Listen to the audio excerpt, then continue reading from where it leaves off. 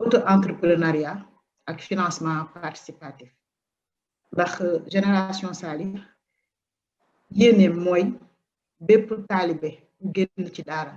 jàng ba pare ba daara yar la ba pare ba tarbiya la ba pare ñu fexe nga am man-man ba mën a dem am fooy daanee sa doole ci këru liggéeyukaay yi wala ba ilaa nga taxawal sa liggéeyu bopp boo xam ne dinga ci mën a suturaal sa bopp ci fan yi sax Génération Sali lancé na recrutement boo xam ne buñ ko dajalee dina toll ci 1000 taalibe yoo xam ne dinañ leen jël tàggat leen ànd ko ak 3FPT suñu partenaire tàggat leen ci métier yoo xam ne méngoo na ak jamono ba nga xam ne dinañ mën a am ci lu ñu góor am ci lu ñu jàpp Génération Sali tamit am benn projet phare boo xam ne daf koy lancé ci at bi di ko ànd ak suñu partenaire muy MMA Capital bi sëñ Mokhtar Dité ak Tulis Africa mi nga xam ne mooy suñu partenaire média muy lancement d'un fonds d'impact social boo xam ne de 1 milliard la boo xam ne buñ ci jotee dinañu permettre ñu tabax ay film centre foo xam ne dinañ fa mën a tàggatee dongo yi financé ci formation yi am ci capital boo xam ne tamit dañ koy jël teg ko ci loxo taalibe yi nga xam ne formé nañ leen ba pare ngir ñu mën a taxaw seen liggéey taxaw seen këru liggéeyukaay fonds boobu nag ñu bëgg ko def ci façon boo xam ne dina méngoo ak jamono mooy impératif de gestion yi nga xam ne yëpp jamono laaj na ko dinañ ko ci def jël ci précaution yëpp tax tamit ñu ànd ci ak benn cabinet d'audit et conseil boo xam ne mooy nekk partenaire contrôleur externe bi di saytu liggéey bi fu mu toll loolu nag di yéene Génération Sali ñu ne it tamit ñu ngi ci tànku yoo xam ne dañuy waxtaan ak boroom xam-xam yi pour weccante ak ñoom xalaat ngir ñu gën ñu jàppale gën ñu xelal ba ñu xam fan lañuy dox jëm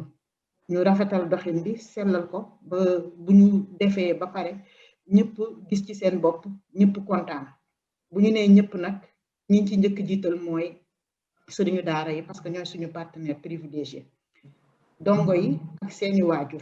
waaw ndax waajur yi nga xam ne dañoo tànn ne seen doom alxuraan lañuy jàng bu seen doom jàngee alxuraan ba pare ba ñu yar ko ba pare dina leen gën a neex bu xale bi tamit amee loo xam ne da ciy sukkandiku taxaw boppam pour gàttal loolu lañu moo doon sababu waxtaan yi tey tamit ñuy am mbégte bu baax di dalal ay borom xam-xam di dalal ay kilifa yoo xam ne xam nañ leen ci yëngu gi yëngu pour Sénégal dox ay jéegu jëm ci kanam ku ci mel ni docteur Khadim Bamba Diagne xam naa buñ ko dinaa bàyyi sëñ Bara mu présenté ko ak sëñ Makhtar Sarr mu présenté leen nuyoo leen après sëñ Bara nga wéyal waxtaan bi ak ñoom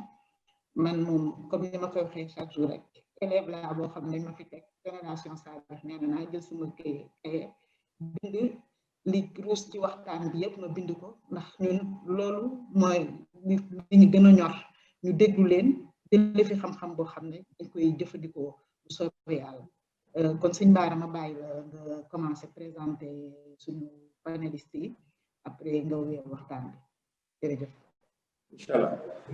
jërëjëf madame Mbacke ci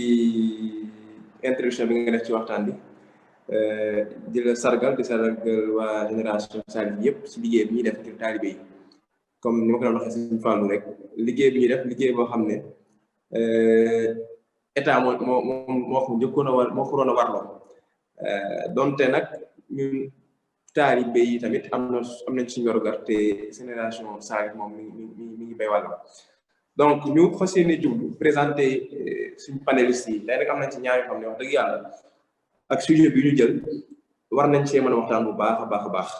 ndax seen jàng seen parcours également seen engagement jox na leen crédibilité pour ñu wax ci sujet bi ñuy waxtaanee muy auto-entrepreneuriat ak financement participatif ki may njëkk présenté mooy Serigne Mokhtar Sarr moom di partenaire déjà ci Génération Sali Mokhtar mi am na 19 années d'expérience dans le monde de l'investissement et de la finance 19 années yoo xam ne mi ngi ciy yëngu ak 11 ans yoo xam ne en tant que entrepreneur la ko ci def nga xam ne presque ci yëfu boppam la nekk di gérer ay projet d'investissement muy expérience bu am solo boo xam ne am na ko ci wàllum banque am ko ci wàllu énergie am ko ci wàllu télécom am ko ci wàllu ay services financiers am ko ci wàllu technologie am ko également ci wàllu agro business boo xam ne ku ko tudd say kii tudd Sénégal donc Sénégal bokk na ci domaine yi nga xam ne war na ci góorgóorlu bu baax muy agro industrie agro business te suñu Mokhtar mi ngi ciy yëngu boo ne agriculture tamit di nga tudd daara ndax boo jëlee cosaan yoor mu par exemple daara yu mag yëpp tamit ñoom ak liggéey ak mbay ak ñoo àndoon mu nekk domaine yoo xam ne peut-être xam-xam dina ci am solo Mokhtar mi commencé carrière am Orange Sénégal en tant qu'assistant trésorier après mu liggéey BNP Paribas banque département de gestion actif après mu liggéey BICIS Sénégal en tant qu'auditeur responsable bi mu jógee foofu mu liggéey SOPAF Sénégal en tant que manager trésorerie ak gestion chiffre d'affaires de près de 900 millions de dollars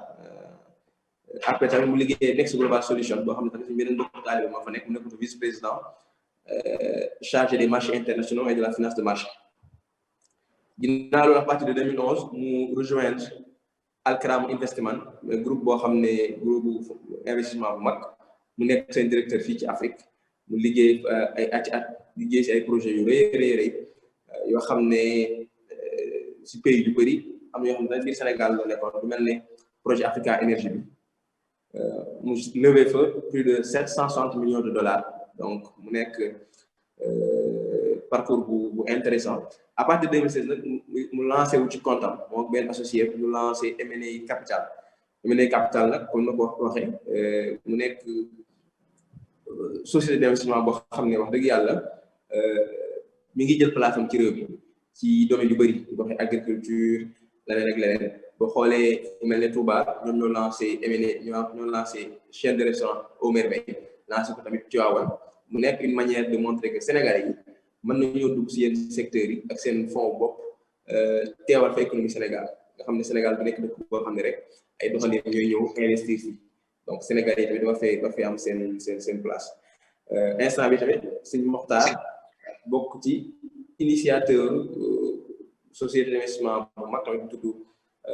Riyad Holding boo xam ne ñëpp ñu ngi koy dégg boo xam ne ay actif muy parcours bi muy engagement bi am na lu tax mu war a mën a waxtaan ak ñun lu jëm ci financement participatif ak entrepreneuriat beneen panéliste bi ñu am tamit muy ku jara ndamoo ku jara nawloo muy docteur Khadim Bamba Diagne xam nga yoonu murit dafa bëri ay borom xam-xam waaye dañoo warloo di wane suñu borom xam-xam di leen mettre en avant suñu Khadim Bamba Diagne nag bokk ci jàmbaar yooyu moom économiste la nekk docteur en économie mais ci biir économie tamit mu gën a spécialisé wu ci wàllu monnaie ak finance ak banque muy maanaam domaine yu am solo ci wàllu koom mu nekk Université Cheikh Anta Diop dirige fa laboratoire des recherches économiques et monétaires te tey jii ku ne monnaie tudd Sénégal tudd Afrique de l'Ouest da nga xam ne enjeu bu fi am solo la Sëñ Khadim Bamba Diagne nag bokk ñi nga xam ne xalaatkat la ci réew jëm ci wàllu monnaie mu publié bu yàggu benn livre ci vision économique dans le mouridisme un livre bu am solo parce que Sëñ Touba am na lu mu jàngale ci kaw lu mu def nit ñi gis ko lu mu doxale nit ñi gis ko yoonu murid am na lu mu yàgg a évoluer ci wàllum koom moom nag mu dem ba tey jii mu bind ci livre ngir tënk maanaam yoonu murid nan lay xalaate koom nan la tërale koom te boo xoolee loolu lépp nekk ci maanaam nan la ñuy nekk ci àdduna mën a suturloo ba mën a jaamu yàlla muy livre bu am solo bu mu publié bu yàggul defe naa jeudi la woon publication bi donc muy borom xam-xam boo xam ne tamit bu ñu nee financement participatif mais entrepreneuriat parcours am ak expérience am war naa mën a tax mu àddu ci voilà donc loolu mooy suñ présentation ñaari panélistes yi kon defe naa dañuy jublu rek jox leen kàddu bu ko defee ku nekk ci ñoom ci angle ba ngay aborder sujet bi nga waxtaan nañu si bu ko defee après ay question ak ay relance lu si ñàkk ngir ñu gën gaaw a leer ak ni ñuy suivre.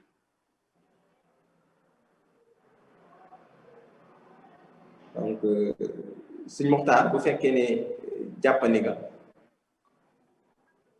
asalaamaaleykum sëriñ Bara ñu ngi leen di siyaar bu baax soxna di siyaar itam bu baax am mbégte lool waaye siyaar gi moom dama koy jiital li ma wax rek sama sëriñ Xarim Bamba docteur Xarim Bamba règle de bienséance yi nga xamante moom laa jëflanteeg moom dama koy delloo kàddu gi mu njëkkee wax ndax sama sëriñ la sama kilifa la sama xarit la ndax moom te moo yor lamp torche bi boori ci ñu ko yor lamp torche bi moom des na ko bàyyi mun nit ñu topp ci gannaaw incha allah rabbi xaar ñu ngi lay siyaar bu baax a baax di siyaar sëñ Fallou ak ñu nekk ci ñu ngi lay siyaar bu baax di la delloo teranga gi parce que yaay kilifa gi ñu lay ndongo lañu donc boo ñu jiitalee du baax sëñ Lamine ñu ngi leen di siyaar bu baax a baax bu baax a baax xam naa ni sëñ Maxtaar moom xëy na mbir mi moom moo ma ci gën a xam lu bari donc dinaa def yi fi taalibe rek poser ko débat bi nga xamante ni dina yoon bi dina ci mën a ñëw d'une manière un peu plus pratique ndaxte xëy na dañuy toll foo xamante ni ci àdduna day jot fu ñu nekk ñu commencé waxtaan ci système bi ñu nekk ci boppam ndaxte dañoo am benn système boo xamante ni day privilégié souvent ñi nga xamante ni ñoo nekk ci ce que j'appelle entre griffes le système formel li ñu tuddee système formel mooy système boo xamante ni état bi li mu tracé ne lii mooy ndaw lii mooy formation lii mooy jeune ñii ni ñoo war a am liggéey ñii ni ñoo war a liggéey fii ñii ñoo war a am carrière bi am ñeneen ñi nga xamante ni ñoo gën a bëri en fait mais organiser wuñu pour mën a xëy na jàmbarloog état pour li état defal fële état mënu ko defal fii ndax kenn ku ci nekk ci ñun ba nga jàllee école primaire ba keroog ngay def terminal am bac ba keroog ngay génn université li état def ci yow centième bi du ko def xale bi nga xamante ne mi ngi ci daara yi xëy na moom pour moom choix la parce que joxe na fële muy public bu kay nekkee ci beneen mbir day naan comme moo bàyyi sama yoon dem beneen yoon donc dañ ko bàyyeeg boppam te lu mel noonu war nañ ko mën a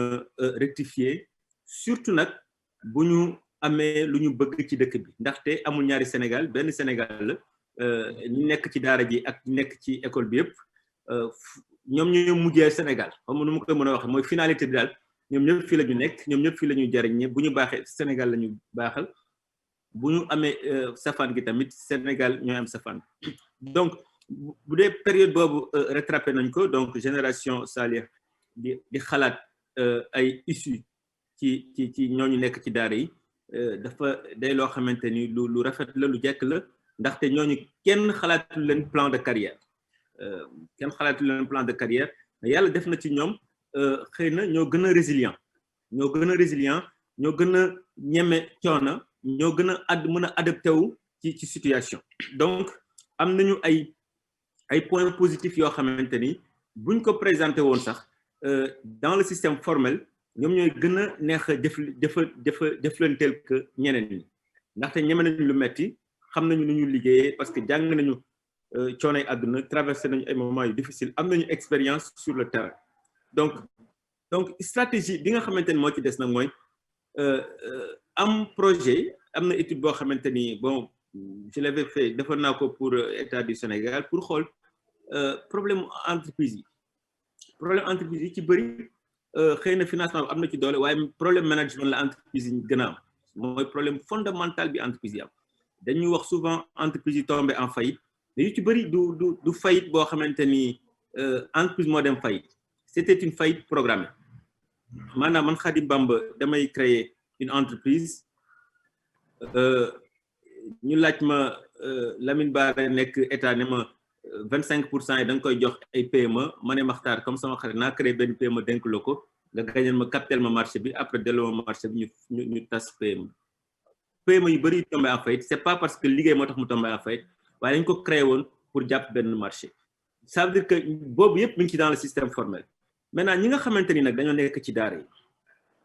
xëy na fi ñuy joxe xaalis tubaab lañ fay làkk xëy na am na lu ñu fay demander yoo xamante ni ñoom préparé wuñ leen pour ñu mën cee répondre donc dañu am problème pour apporter ay réponses afin de lever des fonds donc trouver d'autres stratégies yi nga xamante ni en attendant que état bi di rectifier le tir di leen mën a permettre ñu lever des fonds war na am d'autres stratégies de financement yoo xamante ni moom lañ leen di accompagner te donc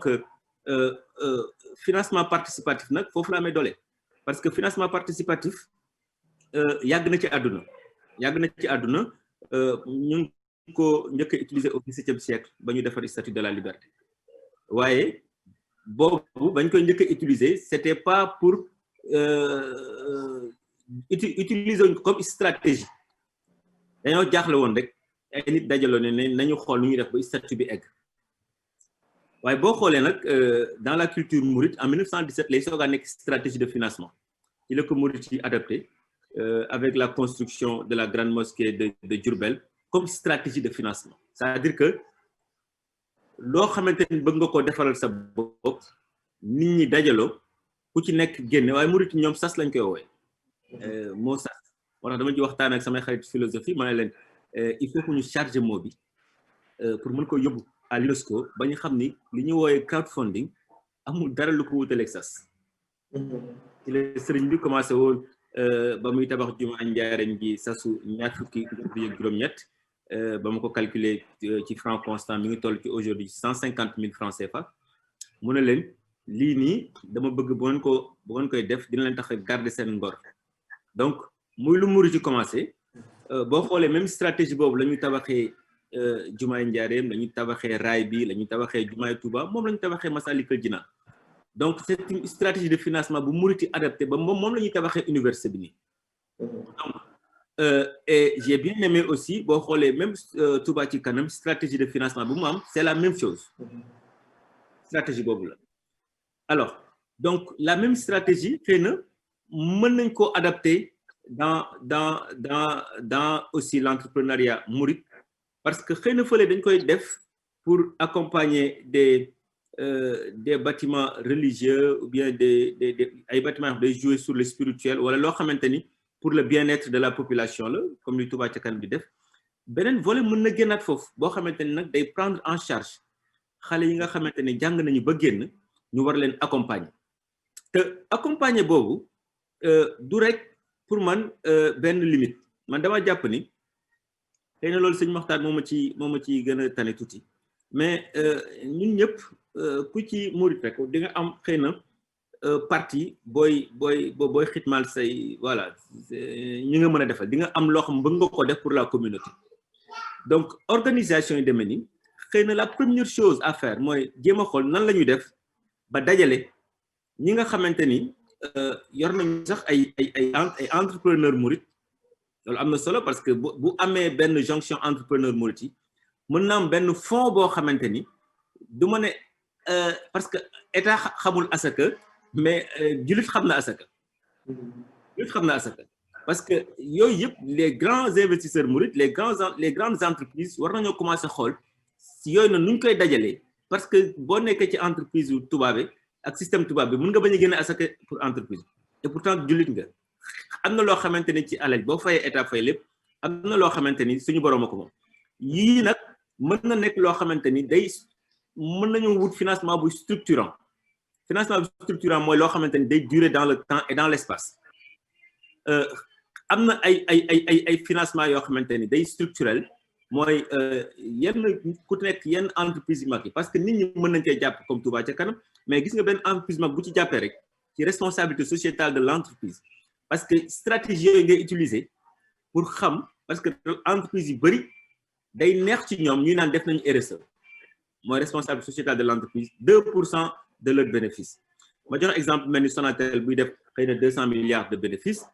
ça ne lui coûte absolument rien ni muy sponsoriser yenn match de football bi sponsoriser lamb bu mën a sponsoriser ay jeunes yoo xamante ni dans une autre structure lañ leen former état jàpp ni ñi ñoom bokkuñu ci askan bi waruñu leen wutal plan de carrière am ñuy dajaloo di leen wutal plan de carrière donc responsabilité sociétale de l'entreprise mën na dal foofu ndaxte amul différence su sénégalais après dans 10 ans 15 ans mënoo fa gis naan ko yow doo sénégalais kii parce que jàngoo ci école wala ainsi de suite donc citoyenneté boobu am na entreprise yoo xamante ni mën nañ cee jouer rôle yu am solo day dem ba foo xamante ni murit rek doyul parce que financement yi ngay soxla du lu murit rek mën a am mën nga ko am boole ci entreprise yi nga xamante ni xëy na am nañu doole murit yi mën nañoo trouver des stratégies pour lever des fonds feneen indi ko sur daara ji mu nekk daara yëpp nag nga xamante ni du yem ci xëy na daara murit rek waaye képp koo xamante ni jaar nga ci daara am nga formation daara parce que daara am na njeexital bu muy am ci nit ci mbaax gi ci sàkku lu lew li ci jéem a xam ni capitalam bu ci demee ba mën cee génn sax mën a delluwaat mu nekk genre fonds revolving boo xamante ni xëy na day dem di ñëwaat nga xamante ni chaque fois pyramide bi moom base bi day gën a yaatu ndaxte di nga gën a am ay financement structurel yu ñëw te di nga gën a am cofinancement bu demee ba génn ci dina mën a ñëwaat indiwaat lañ ko joxoon bu mënee sax aussi sponsorisé parrainé parce que amaguñu ñun structure yi nga xamante ni du ma ne c'est un circuit fermé mais kenn koo xamante ni dimbali nañ la ba nga egg fa nga war a egg nga am benn service bi ngay rendre à ta communauté c'est-à-dire que man par exemple ba ma nekkee étudiant bitim réew amoon naa ñoo xamante ni tegoon nañ ma loxo jàppale nañ ma waaye contrepartie bi mooy lan contrepartie mooy man damaa war a jàppale tamit samay rakk te benn nit la waa ji jàppale man fukki nit laa jàppale te yàlla def na ba ma ñëw université fi nekk nii li may encadré ci xale yoo xamante ni xëy na maa leen jàppale ci bourse mi ngi toll ren ci 81 82 ça veut dire que donc man moo rôle mooy lan lii def nañ ko ci man donc le giving back day amaat te la même stratégie mën nañ ko utiliser sur le financement à savoir que trouver des fonds mais des fonds innovants xam naa loolu maxtaan moo ma ci gën a xam aussi surtout il faut que ñu commencer trouver des fonds innovants sur les commerçants sur les entreprises parce que les entreprises ñu ngi ci responsabilité sociétale de l'entreprise il faut que xëy na waa génération Saliou foofu travail la parce que il faut que ñu gëmloo ni wax ak entreprise yi ne leen ni responsabilité sociétale de l'entreprise mënul weesu nga jàppale xale yi nga xamante ne wutaluñ leen état wutalu leen point de loolu porte de sortie parce que état ñi mu formé sax wutalu leen porte de sortie massama ñi mu formé wul donc ñi mu formé wul tamit entreprise privée yi war nañoo mën a commencer def giving back ndax loolu moo ëpp solo fuuf j'ai beaucoup de respect pour am na yenn événement yi am nga xool li ci entreprise yi mag yi di def mais def ci nit mu ci carrière am amul lu ko ëpp solo je pense que man daal pour man gis-gis bi mooy ubbeeku bi ñu war a ubbeeku pour jël les entrepreneurs yi nga xamante ni xëy na ñoom waxtaan ñooñu ci gën a xam dara ñu ngi ci dans le monde murit nu ñu mën a indee ay fonds mais aussi jëli ñi nga xamante ni ñi ngi ci dans les grandes entreprises yi nekk dans la grande production nan la ñu def ba entreprise yooyu mën a am une partie de la responsabilité sociétale ñu bokk ko communauté bi nga xamante ni état bi yor la vraiment c'était les grandes lignes yi ma bëggoon poser xam naa ni sama sëriñ moom moo ci jàngal lu gën a bëri jërëjëf sëriñ Ba. jërëjëf sëñ Khadim maanaam du gindi moom am na solo posé na panel bi ak échange yi ñëw nga ci yu am solo lu mel ne maanaam système économique bi ñu nekk ak ni mu privilégié acteurs formels yi système boo xam ne boo xoolee ñi nga xam ne ñoo ëpp ci réew bi nga xam ne nekk ñu ci formel bi système bi des na leen a jox seen gëdd te boo xoolee ndongo daara ñu su bëri ci côté boobu lañ xaw a nekkee mu mel ni donc au départ problème bu rëy y a un facteur lourd qui se pose au départ alors que nag ci jóge si daara yi comme ni nga ko waxee ñoo xam ne nekk nañ ñoo xam ne am nañ ay prédisposition maanaam li ñu dund ci daara li ñu jàng ci daara tax na lu ñu dugg rek peut-être war nañ see maanaam amul dimbal ñoo xam ne ñu résilient lañ ñoo xam ne kon bu ñu leen jàppalee war nañoo ñoom tamit buuf bu baax économie bi nga indi ñëwaat ci affaire yi am solo leeral ne maanaam entreprise yu bëri seen fayit lu ci ëpp du problème bu finance mais problème bu management la ndax entreprise yu bëri tamit contexte bi ñu leen di créé pour capter yenn marché yi la alors que boo xoolee ñu nekk ci formel bi su bëri ñoom nekk ci perspective boobu ay perspective professionnelle yu dëggu lañ nekk kon système financier bi wala système économique bi war naa mën a jox place bu gën a yaatu ñi jóge ci daara yi secteur informel de manière générale comme ni nga ko leerale tey nag mu nekk défi kon pour état bi nekk défi pour acteur de développement yëpp tey jii ñu war a xool nan la ñu mën a accompagner jeunes yooyu nga xam ne si réew lañ bokk nekk ay sénégalais à 100% nekkuñu ay sénégalais à moitié nekk ay sénégalais mais état di investir ci yeneen jeunes yi ñu nekk circuit éducation formelle entre guillemets noonu la war a bàyyee xel jóge si daara yi ak ñeneen ak ñeneen donc tey jii kon ñu mën a war a xool financement yi ñu leen di accompagner ci financement yooyu nag financement participatif bokk ci nekk tamit tradition ci yoonu murit comme ni nga ko leerale projet yu gën a rëy ci yoonu murit depuis raay baak jumaay Jurbel jumaay Tuubaa lépp projet yooyu yëpp financement participatif lañ ko def ba tey jii projet yi gën a rëy ñu terminé bu yàggul Masalik université bi ñu sumb yooyu yëpp nekk ci modèle boobu tey nag enjeu bi nekk jóge ci investissement ak portée religieuse portée culturelle portée symbolique war a gën a jëm ci investissement productif basé ko ci financement participatif mu war a nekk financement yu innovant yoo xam ne à la fois acteur économique yu mag yi nekk ci yoon bi ak nekk ci réew mi entreprise yi ak seen RSE mais tamit yeneen xeetu financement participatif yoo xam ne war nañ ko mën a xalaat mettre ko en place ba nga xam ne jeunes yooyu dinañ leen mën a teg loxo ñoom tamit ñu mën a dem ba bu ëllëgee ñoom tamit ñu mën a teg loxo ñeneen bu ko defee Sénégal war see mën a jëm kanam donc ni nga ko ubbee je pense que laal nga pàcc yu bëri kon ñu jéem a continuer waxtaan bi ak sëñ Mokhtar bu ko defee après ñu ñëwaat du ñàkk ci ak yeneen question ngir gën a mën a leeral yi nga xam ne ñu ngi déglu kon sëriñ Mokhtar bu fekkee ne jàpp ni nga.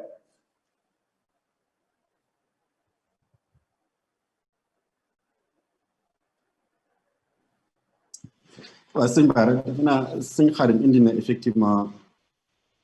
moom du juum ndax moo yor torche je le répète encore une fois moom bu nitee rek après moom daanaka pour ñu xuus jàll day yomb et je pense que le sujet comment ça a été campé nous permet juste d'être à l'aise pour ramener un certain nombre d'éléments factuels ci li ñu wax mooy dañu am des politiques publiques yoo xam ni dañu xaw a échoué ci yenn aspects yi te échec bi ci gën a fës daanaka mooy leur capacité à absorber l'expertise bi génn ci école yi bi génn ci université bi exeguma sax ci daara yi ndax tey jii boo xoolee ñi nga xamante ni dañ génn université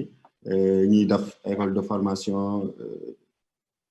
parents yi fay lu bari ñuy les grandes écoles ba génn am yaakaar aujourd'hui notre système politique nos politiques publiques et les entreprises privées ont du mal à absorber pour plusieurs raisons. Mais dans l'un ou l'autre, le marché aujourd'hui est complètement saturé par les demandeurs d'emploi. Bu ñu amee situation mel noonu nga xool tey jii ñoo xam ni on est dans un cadre boo xam ne dañ koy république où l'État n'a pas su les accompagner de la façon la plus équitable par rapport ak ñi nekk dans le système scolaire public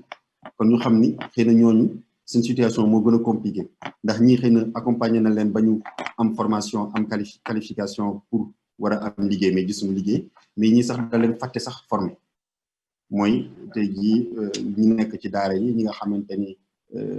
ils n'ont pas eu les moyens pour mën dañu jàngi école wala ñi nga xamante ni tamit pour des questions idéologiques ils ont préféré dem jàngi alxuraan ba noppi war a mën a jublu ci leneen ndax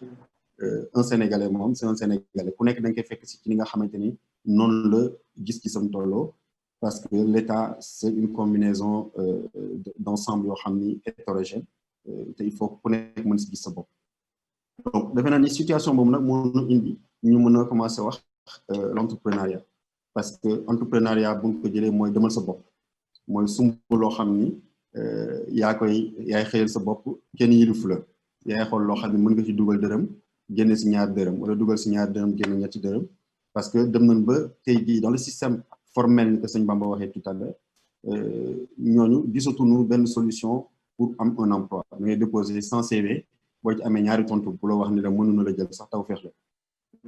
ñun dañ koy gis au jour le jour boo lancé benn poste da nga gis koo xam ne day am un master wala un doctorat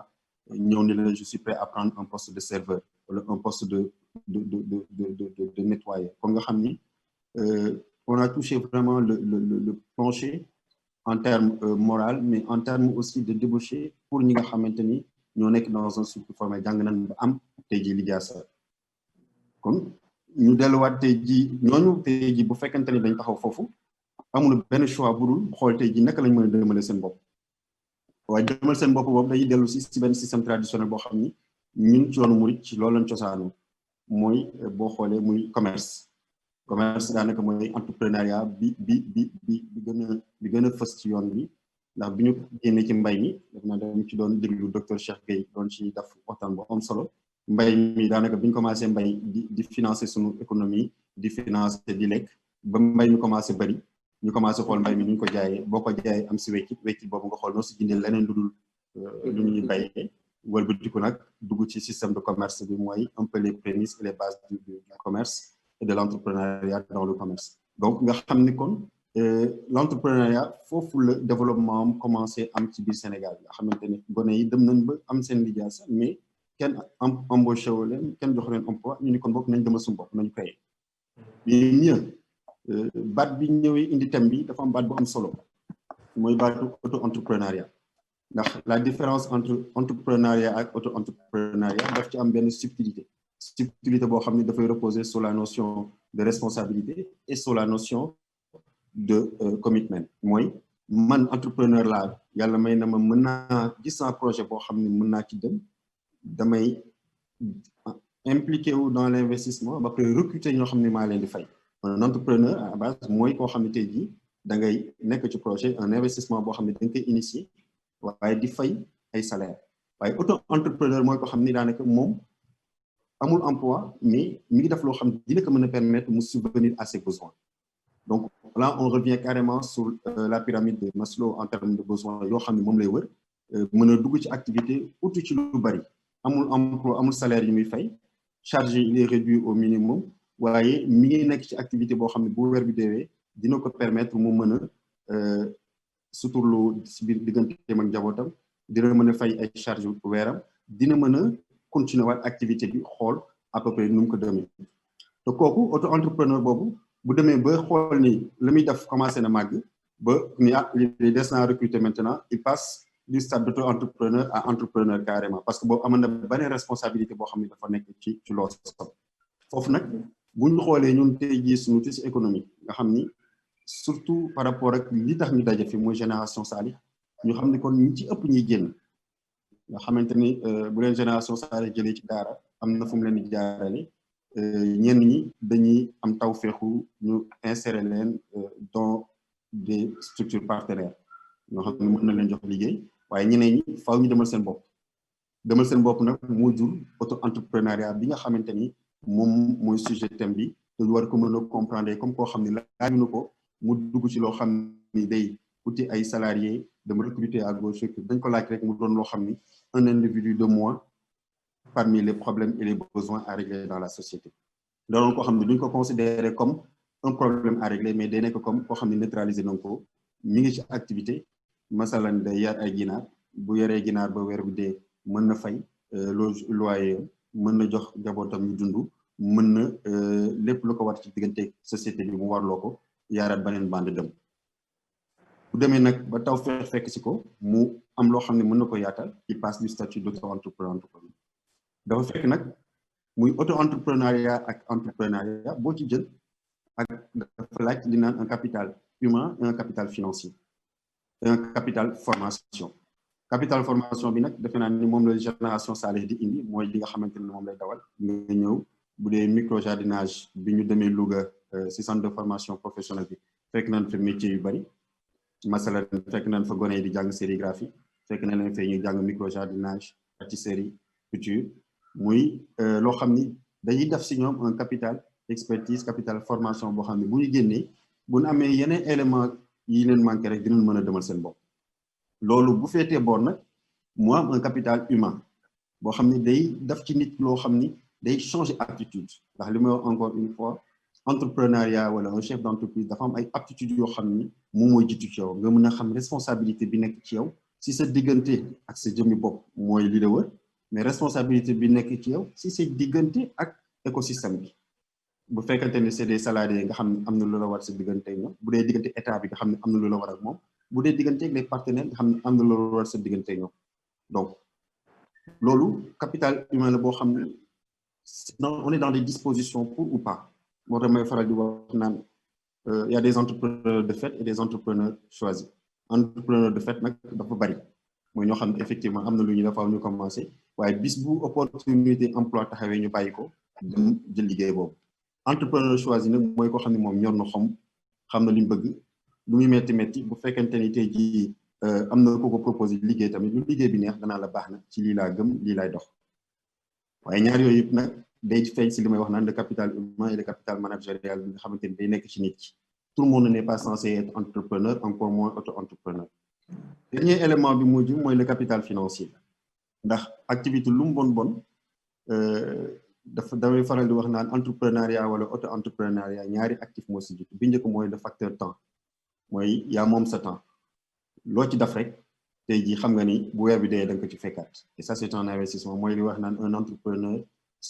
actif le plus précieux c'est son temps waaye doyul loolu boo ko féetalee ba noppi nag da nga ci dolli l'actif financier le capital financier boo xam ne moo la mën a permettre bu dee masalan da ngay dugg ci yarum ginaar nga xam ne am nga loo jëndee des poussins am nga loo jëndee aliment am nga loo loué fi nga ko def bu fekkente ni da ngay mbay nga xam ne am nga xaalis boo xam ne moom nga jëndee loué suuf si wala yaa ko moom loo koy aménager loo jëndee semence ak leneen bu dee leneen ak leneen loolu c'est un capital financier maintenant origine capital financier boobu li sëñ Xaadim di wax sànq le système aujourd'hui tel que on est structuré dafay fàtte carrément ñi nga xamante ni tey jii ils sont dans l'auto-entrepreneuriat c'est vrai naam am na ci politique yoo xam ni jot nañ ko fi junj ci at yi mujj mooy lu ñu ay délégation à l'entrepreneuriat rapide mu doon initiative bu baax dans l'esprit mais peut-être dans la mise en œuvre am na ci loo xam ne dafa des parce que dafa doon corriger ay imperfections yoo xam ni le système financier da ko am ñi nga xamante ni ñoo war a financer tey jii activité muy seen rôle muy les banques jouer ton rôle boobu du ñu jël risque waxuma la ci PME sax duñ fa jël risque rawatina di jël risque sur des entrepreneurs ou sur des auto-entrepreneurs à moins que nga am loo xam ne c'est une garantie réelle un titre foncier boo xam ne mën na ko hypothéquer wala li ñuy faral di wax un cash call te cash call li may faral di wax mooy lu xus dëgg dama soxla 100 millions waaye kay dugal 100 millions ci banque bi ma lebal la 100 millions loolu moom suñu banque yi dañ koy faral di def xam naa ni bari nañu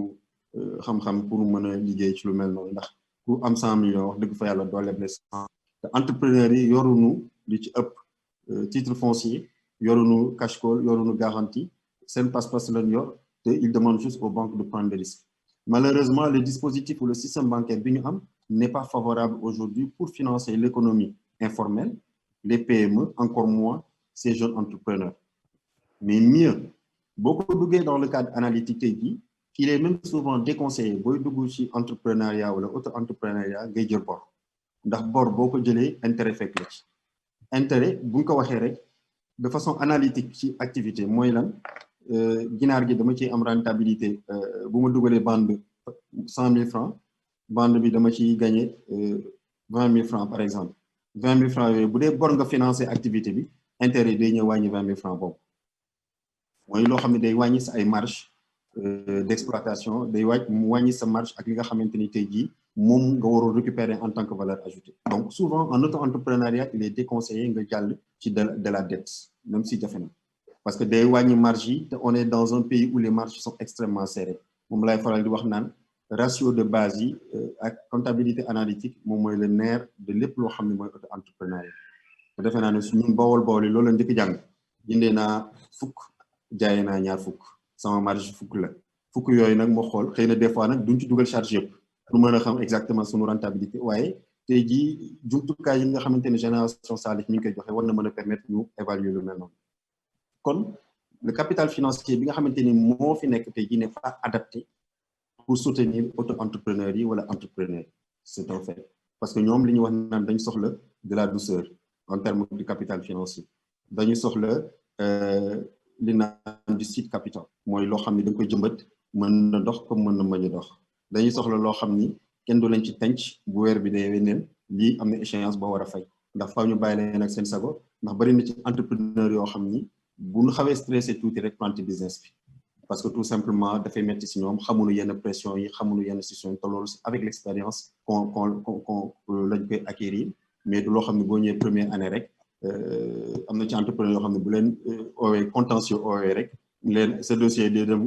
service juridique rek ñu paniqué boo moytul ñu teg fa business bi yëpp tëj ko jàll ci leneen te loolu ça fait partie des choses normales dans le fonctionnement d'une entreprise dans le fonctionnement des grandes entreprises dañuy faral di wax naan tribunal yaak grande entreprise yi ëpp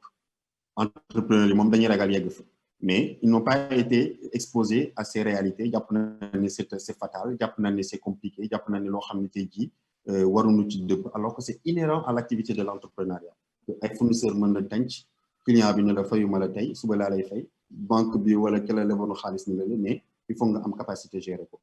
donc pour éviter loolu lañ ni en auto-entrepreneuriat ñu xool tey jii quelle est la façon la plus douce pour ñu mën leen dugal leen xaalis loo xam ne yoroon na ko pour ñu mën a avancer c'est là où ce concept de financement participatif am solo ndax financement participatif ni ko sëñ Xaadim indee defe naa duñ cee gàtt cosaan la ci yoonu murit mooy un financement communautaire dañuy dajalee li ñu yor pour def lu rëy kii am dërëm indi kii am ñaar dërëm indi kii am fukki dërëm indi ba buñ ko dajalee ñu mën a def loo xam ne tey jii day am solo te ku ci nekk lañ ci indi dala gaañ waaye lañ cee def boo ko xoolee dana la yëm lool. maintenant le challenge il a posé mooy naka tey jii le financement participatif bi nga xamante ni mi ngi def un parcours impressionnant en Europe bu ñu jëlee le cas de la France naka la mën a tey jii jouer un levier important dans l'accompagnement des auto-entrepreneurs foofu mu doon loo xam ni boo ko jàngatee ci ni muy fonctionner ak ci li ñu jot a jaar c'est l'outil de prédilection pour mën a accompagner les auto-entrepreneurs ndax bariwul jafewul ndax ku nekk da ngay joxe li nga yor suñu Xaadim day joxe fukk man ma joxe 200 soxna Mbacke joxe 300 bu ñu ko dajalee mu doon loo xam ne dina mën a permettre suñu Fallou muy auto-entrepreneur mu mën a démarrer suñu Fallou li ñu koy laaj rek mooy li nga xamante ni moom lay def na leer ci boppam leer si suñu bopp te bu ci dugg tamit na mën a jëflante ñun li ñu wax naan xamal fu mu ci toll saa su ne waaye financement participatif nag bu ñu koy wax day bari ay façon ci anam yi nekk nii lii mën a nekk en donation lii mën a nekk ci li ñuy wax naan ay royalties mooy masalan da ngay jaay waaye boo jaayee dama ci am nangam lii mën a nekk bor lii mën a nekk li naan capital mooy damay bokk ak yow risque bi bu doxee alhamdulilah bu doxul ñu xam ni noonu la tëddee mooy participation en capital kon bu ñu wax financement participatif fi ñu toll nii racine bi ak origine bi dafa jóge bokk si ñun bokk ci yoonu murit dafa bokk ci ni ñuy doxee ak li ñu tax a indi ba fii wax lu ñu mos a am suñu Xaadim ji ñu ne ko sànq financement participatif moo nu ko may ñu koy woowee joxe addiya don pieux ñu koy woowee anam yi ñu ko mënti woowee waaye tubaab bi mu dafa woowee financement participatif mu mel ne lu ñuy doog a découvrir na waaye li ñu manqué rek mooy naka lañ koy transposer dans système non productif système productif def naa ni foofu la challenge bi nekk mais challenge boobu dañ ci am ab seetaan boo xam ne le régulateur wala les autorités dafa mel ne dañ ci seetaan ndax point de vue réglementaire dafa am solo nit ñi xam ni le financement participatif au moment où je parle n'est pas aujourd'hui encadré de la façon la plus optimale comme ni ñu ko encadré en Europe boo jëlee lu mel ne France daaw boo xoolee seen chiffres yi ñu programmé ñu ngi nekk pratiquement sur su ma du ma jum si 629 millions d'euros yoo xam ne dajale nañ ko en financement communautaire 629 millions d'euros boo ko xaymaa ñu ngi romb sur pratiquement des centaines de milliards yoo xam ne des Français dajale nañ jël ñii ñu dugal ko en don ñii dugal ko en prêt léeg-léeg ñu dugal ko léeg-léeg sur pratiquement à peu près on est en train de parler de 17 000 projets qui ont été financés alors que ñun ni ko sëñ Xaadim waxee si ñun la cosaanoo ñun am nañ cosaanu financement participatif waaye Europe moo ko njëkk légiféré moo njëkk définir des cadres boo xam ne un Français qui a 20 euros peut participer dans un projet en dette wala equity ñu ni pour risque bi institutionnel averti mën na yëg mais dans ce cas de figure il faut ñu xayma ko xool ndax moom li muy def mën na ko wala mën ko kon yaakaar naa ne le débat aujourd'hui mën nañu wax ni le financement participatif c'est le levier adéquat pour tey jii soutenir son économie mais soutenir aussi surtout les autres entrepreneurs maintenant comment faire évoluer le dispositif pour que mu doon loo xam ni dina mën a sotti loo xam ni ni nit ñi di joxe pour tabax jumaa yi di tabax tali yi bu ñu ko laajee wala di jàppale Touba ca kanam noonu la ñuy mën a di dugalee alal dans le financement des autres entrepreneurs ñu bàyyi xel ci benn mbir ndax bu ñu wax financement rek xëy na dañu yaakaar ni dañu génn du domaine spirituel ñu ngi koy wax keroog ci jotaay bi sëñ Xaadim bi ameeloon ci inauguration bi mënuñu ko séparer ak li nga xamante ni mooy le domaine économique ndax bu fekkante ni économiquement taxawoo bis di nga xëy sa spiritualité dina suux dana am koo xam ni moo lay jox la nga lekk dana am koo xam ni moo lay tabaxal dina am koo xam ni moo lay naan fi ngay dugg fa la ngay dugg dina am koo xam ni moo naan la li nga doon jaamu sax baaxatul ba nga jàll ci leneen te gone yi on a pris un choix boo xam ni pour coller à un héritage mooy ku ci am yenn âge yu yóbbu la daara kon c'est une responsabilité collective ñu mën a bu fekkente ne app ba jot na ñu def si ñoom loo xam ni danañ mën a réinsérer wu dans la société danañ mën a duggaat dans la société mën a am cette dignité qui leur permettra jaar naa daara de dire jaar naa daara waaye regretté wu ma ko ndax ba ma génnee daara tegal nañ ma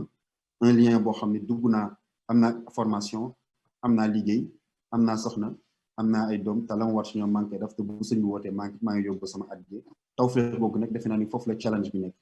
xëy na damay bàyyiwaat kàddu gi pour que ñu mën a relance débat bi mais pour dire que juste le financement participatif fi ñu toll nii c'est une question d'environnement c'est une question de réglementation boo xam ne les autorités ne le regardent pas de la façon la plus efficiente boobu ba léegi ñu ci wax alors qu'il y a suffisamment d'exemples yu wane ni c'est la façon la plus adéquate pour ñu soutenir cette économie bu ñuy wax financement inclusif participatif dara warul ko lu dul financement participatif te alal bi bu ñu xoolee les chiffres de la BCEAO qui annoncent ay 1000 milliards 1500 milliards de dépôts à terme dans les banques ñu xam ni nit ñi yor nañ dërëm bi waaye xëy na mayegul leen anam yoo xam ni moo leen permettre ñu mën ko insérer investir ko dans l'économie ci ki nga xamante ni dafa soxla 1 million ba ci ki nga xamante ni dafa soxla 1 milliard pour ñu mën a impacter li ñu def. voilà jërëjëf sëñ Mokhtar ci développement yi am solo donc à la suite de li sëñ Bamba waxoon léegi nga revenir ci lu am solo mooy l'échec des politiques publiques au Sénégal d'une certaine manière c'est une réalité tey jii notre économie a du mal à absorber la demande d'emploi te balaa ñuy wax sax peut-être benn secteur informel bi wala ñi nga xam ne amul yenn cursus de formation yi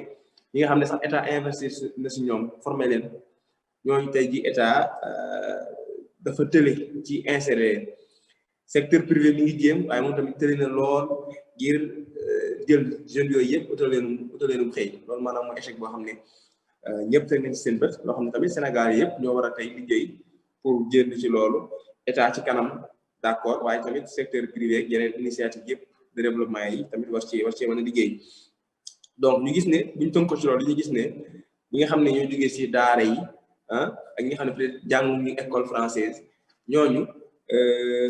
dañuy départ ci système boo xam ne avantage bi nekkul seen côté loolu nag waral ni ñoom benn alternative bi ñuy am d'abord mooy mbay ndax mooy li fi nekk moom lañ xam waaye buñ bayee tamit leen di ci toppar mooy commerce moo tax lu bëri ci ñoom de fait ay entrepreneur la ñu nekk parce que bañ génnee ci daara yi loolu rek moo fi sa entreprendre ku nekk nag da ci dem ak say moyens ku ci dem tamit ku ci nekk da ci dem ak xam-xam bu limité bi nga ci amee voilà nga indiwaat différence bu am solo muy auto entreprendre ak entreprendre auto entrepreneur ak entrepreneur nga leeral bu baax ne auto entrepreneur bu ñu koy wax mooy ki nga xam ne moom li ñu ko laaj mooy nekk ci activité rek ak am doom suturloo balaa dara xew laaj ñu ko mu am ay emploi yu bëri laaj ñu ko mu nekk ci yenn dimension activité yi kooku li ëpp solo mooy mu jóge ci situation chômage situation d'inactivité insérer dans la société professionnelle bu ñu nee entrepreneur nag mu nekk beneen dimension boo xam ne ñu ngi ciy xaar développement d'activité ay employés ak leneen donc mu nekk ñaar yoo xam ne leeral gi am na solo lool ndax day tax ñu xam fi ñuy waxee ñu xam li ñu yëg tamit ñan ñooy cible yi mais nag ñoom ñaar ñëpp ñu auto entreprendre boo jël bu ne rek day soxla capital humain day soxla capital financier soxla également capital de compétence capital de formation bu ñatt yi nga xam ne ak boo ci mën di jël rek mënu see ñàkk Sénégal am ba initiative yu bëri état bi am ci yu bëri depuis ay années ay agences yoo xam ne pour emploi ay fonds yoo xam ne pour aider entrepreneurs yi mais ñu gis ne initiative yooyu yëpp dañu am ay limites yoo xam ne tey jii seen impact dëgg yombut a gis li ko jiitu nag mooy ne système financier bi ñu nekk dafa adapté wul pour financer entrepreneur bi ndax système financier bi ñu nekk acteurs yi duñ jël risque alors que acteur financier bi duñ jël risque mën a accompagner entrepreneur ci pays boobu mel ni Sénégal donc ñu war a tey ji xalaat nan la ñuy adapté système financier yi ba nga xam ne dina mën a accompagner entrepreneur yi nga xam ne ñu doog départ soxla accompagnement soxla ñu jël ay risques pour ñoom ñu mën a exister loolu waral ñu jublu ci yeneen forme de financement yoo xam ne dina tax ñooñu mën a dem lu mel ne financement participatif mu nekk nag loo xam ne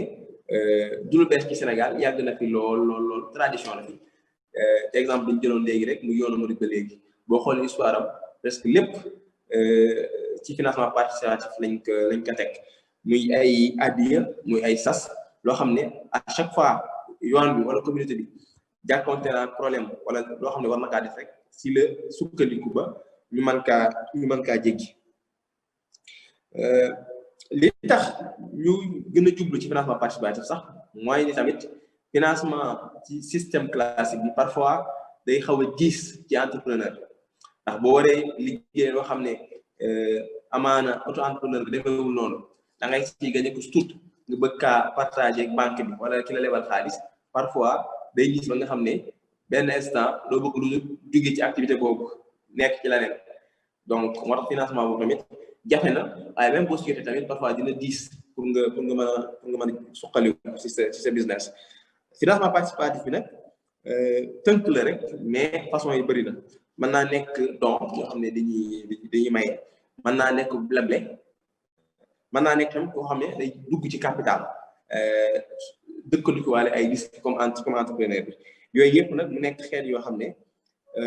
diñ ko war a gën a mën a développer parce que enjeu bi tey ci Sénégal rawatina ci lu jëm ci ndongo daara yeeg suñ kër diine yeeg yooyu mooy fexe ba financement participatif bi donte mi ngi ci secteur mi ngi ci ay objets non productifs yoo xam ne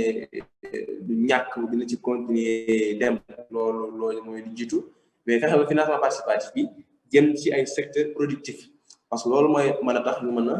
dooleel jeunes yi bëgg liggéey loolu mooy mën a tax ñu mën a dooleel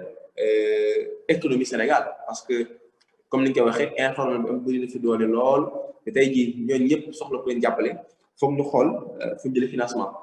participatif bi war naa mën a jëm ci ñooñu donte mi ngi dem si loo xam ne ci diine ji la yoon wi muy lu am solo mais tey jii ñoo war a xool leneen lu ci teg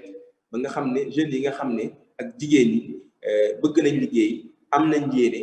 am nañ gëm-gëm ñu xool ñu ngeen mën a accompagner ci loolu waaye Sénégal nag financement participatif bi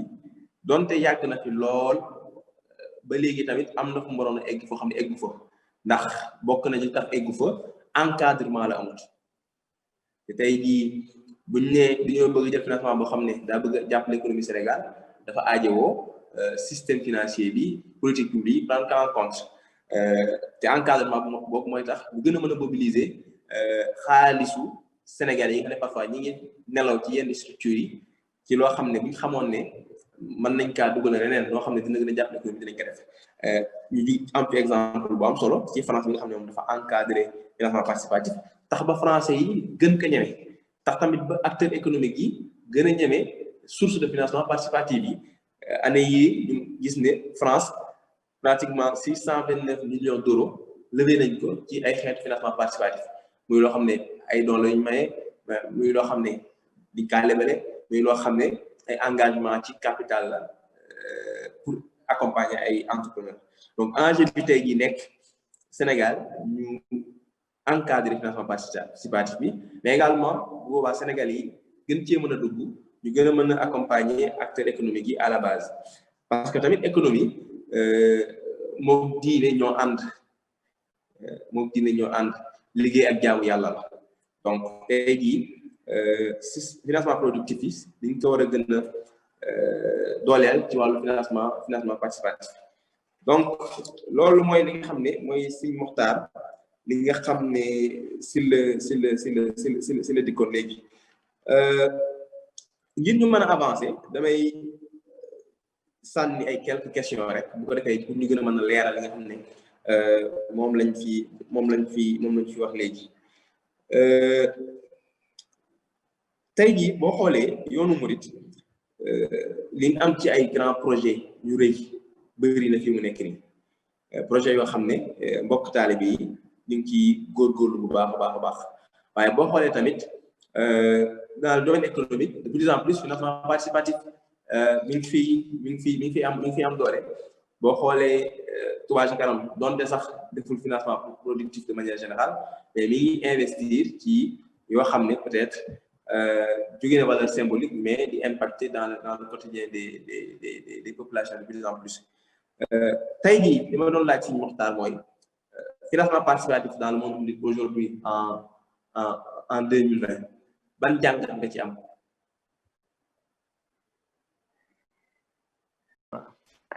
jërëjëf sëñ Bara defe naa financement participatif ci yoonu murit fi ñu toll defe naa ni dañ toll benn période de confirmation war a jëm beneen période d'extension. Confirmation mooy lan li fi jot a jaar yëpp ci boo xoolee 2020 bi wala si atu murit bi wane na ni murit yi mokkaleen àlliwëb financement participatif si bu sëñ bi wootee wala si c'est des projets de développement ndax suñu ay maam ñoo ko doon def bu fi sëñ bi newee jumaay Njaaréem sëñ Xaadim ñu koy fàttali raay wi jumaa ci sëñ Abdou Lahad ba mu wootee ci extension bi 1 milliard 5 millions laajte bu ñëwee tey nag ba 2020 ñu uyu woote sëriñ bi tabaxal jumaa joo xam ne ñu ngi koy xayma ci presque 20 milliards ñu am des structures de développement lu mel ne ni ñu ko waxee Touba Ca Kanam ak d'autres structures yoo xam ne tey jii ils arrivent à subvenir à leurs besoins ou à faire des politiques de développement en s'appuyant ci financement de kon danaan ñu ngi tari boobu nag dañ sant yàlla suñu borom la ndax jublu gi moom du jublu aspect lucratif mooy lan mooy du jublu investissement mooy dugal juróom génne juróom ak lu teg loolu taxaw ko jóg ndax mooy li ma faral di naan nañuy ràññee toujours la mission xalifale et ñi ànd ak moom ci loolu de la mission du secteur privé mouride donc ñaar yoo xam ni bokkul bi njëkk moo ëmb lépp moom dara ko taxaw ko jóg lu dul diine gi na tegu ci yoon jumaa yi na tegu ci yoon te bu yoon bi bu ko dara yàq waaye yemu ci di xool tamit nu mu yombalee ñun ñi nga xamante ne ñooy murid yi nekk dans le secteur privé sunu activité nu mu gën a oyofee nu mu gën a baaxee ba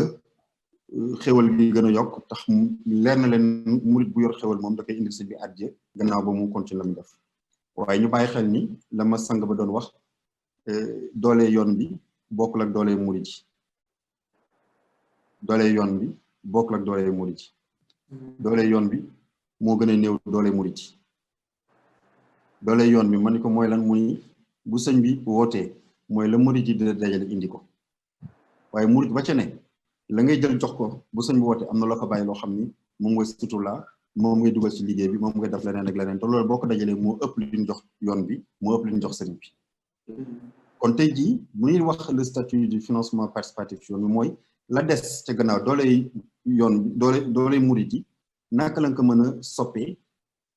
wala ñu am luñ ci soppi loo xam ne tey jii dana doon lu am solo ci wàllu investissement mu mën a jàppale vision sëriñ bi ci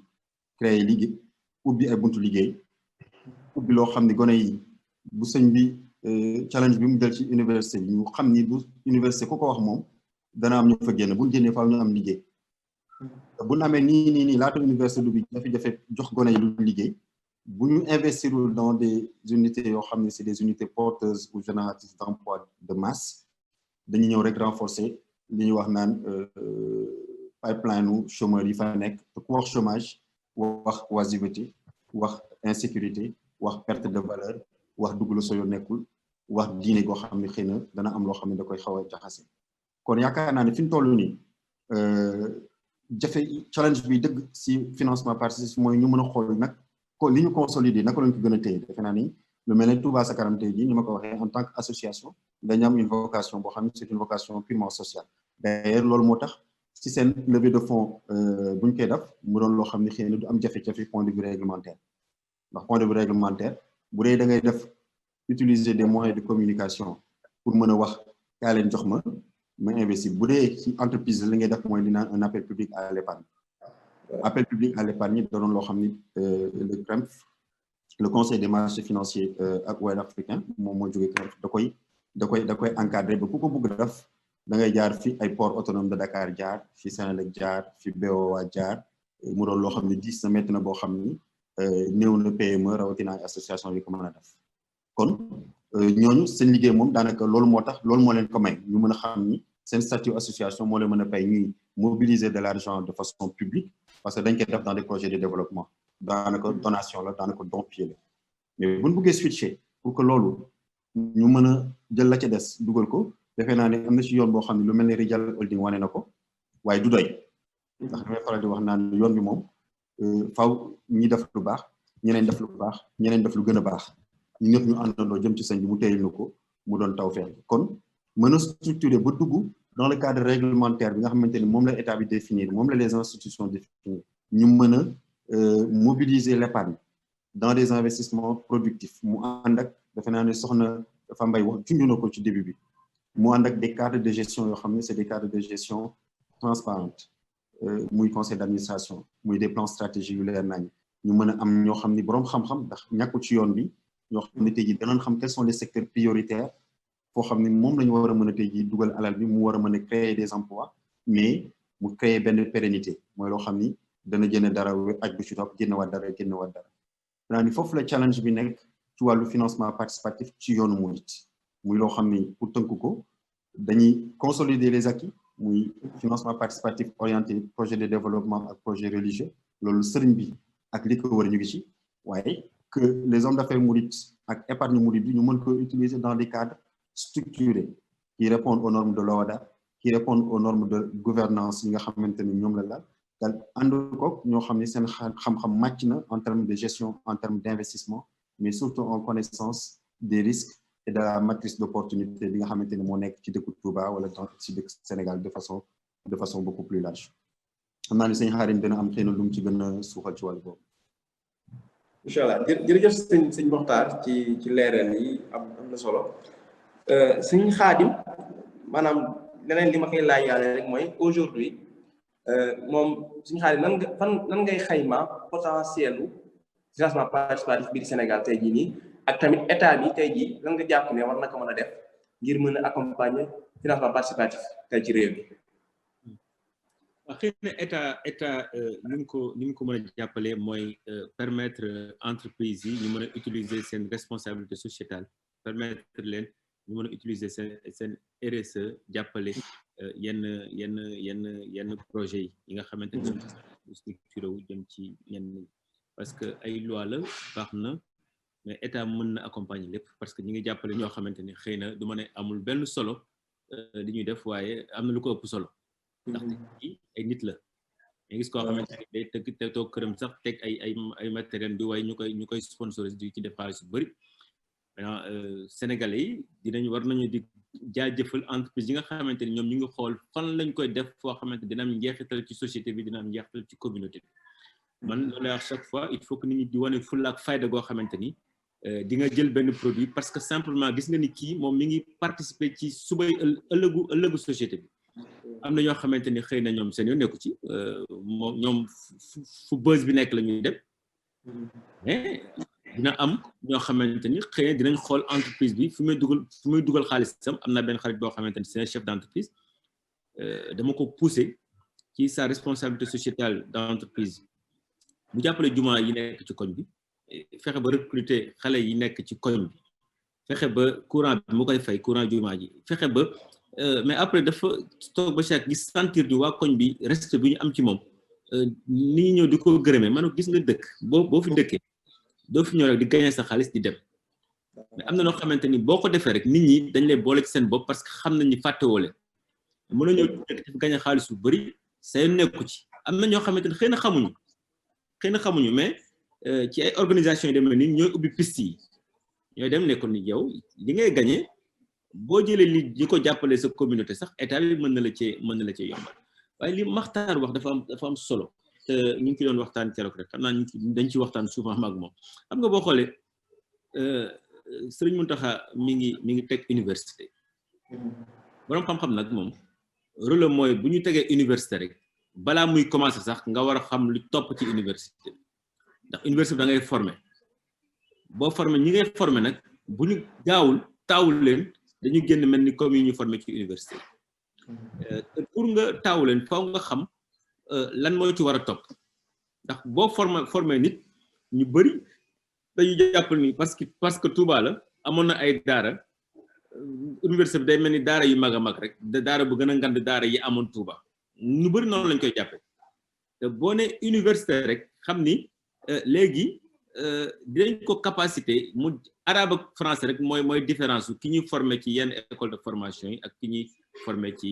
daara yu mel ni Touba nga xamante ne lépp moom dinañ ko capacité ba mën lépp war na mën a génn nekk un manager bu ko neex mu sol costume cravate bu ko neex mu sol baylaat mais war na nekk un manager boo xamante ne day sotti mën a def lu mu bëgg a def foofu ñu xamal nit ñi ne du daara yi ndaw yi am Touba rek après mooy am ñuy màgg-màgg ba am daara bu mag du daara bu mag université la boo xamante ni dañ ciy capacité nit capacitation yoo xamante ni day mën a génne di exercer léegi nag foo ñu wutal ko espace bi nag financement participatif da ciy am doole bu am solo financement participatif def nañ ci lu bëri donc ñoo ko moom mën nañ cee defaat leneen foo ñu commencé xalaat bi mooy def ci loo xamante ni njeexital gi dina am solo lool ci liggéey bi dama naan Touba mënatul ñàkk foire bu mag comme foire bi am Dakar foire bi gën a ngand ci Afrique de l'Ouest Touba la dama naan ni jumaa ji gën a ngand nekkee Touba noonu la foire ba gën a ngand ci Afrique de l'Ouest war a nekkee Touba foofu ngay ubbi permettre xale yi bu ñu jàngee ba pare am fu ñu liggéeyee xoolal par exemple Modou yi amul benn dëkk ci àdduna bu Modou yi nekkul imaginer Modou yi benn année ñoom ñëpp war a ñëw ak ñañu àndal ca waa dëkk ba war a dañaloo Touba ak la am ca dëkk ba li ñu war a gañe ci xam li xew ci àdduna bi yëpp chinois yi ni ñu jaayee ni ñu commercé lan mooy stratégie Zaibatsu bu japonais di utiliser lan mooy stratégie Kairatsu bu chinois yi di utiliser lan mooy child balls yi nga xamante ni moom la coréen yi di utiliser nga xamante ni dañuy naan lu ñu amul bëgguñu ko coréen yi seen développement yëpp loolu ko indi lu ñu amul bëgguñu ko bu ngeen bëggee am climatisation xeex leen ba defar climatisation waaye duñ ko jënd bitim réew tey ñoo moom Samsung ñoo moom LG ñoo moom Nasco stratégie yooyu yëpp foire bu amee ku ci nekk da ngay ñëw indi dëkk ba nga nekk kii nekk Argentine kii nekk Brésil kii nekk Honolulu ku ci nekk ñëw ci dëkk benn Touba indi ak dëkk ba la ñuy def muy lu ñu capitaliser xam lu xew ci àdduna bépp parce que foire tamit loolu la foire ñu bëri dañ koy jàppee commerce kese da koo sut foire da lay indil information lu xew ci àdduna bi lépp dajandoo ci benn place loolu lu am solo la ñaareel ba xam nga xëy na université mënul ñàkk nga formé ci ay agriculteurs mënul ñàkk nga formé ci ay commerçants stratégie de financement yi buñ ko orienté ci ay centres commerciaux yu mag a mag xëy na ñoom Makhtar mën nañ cee accompagner sur les fonds d'investissement stratégie d'investissement yi ñu war a yëkkati pour gérer yu mel noonu mais foog nga xam ni ña fay génne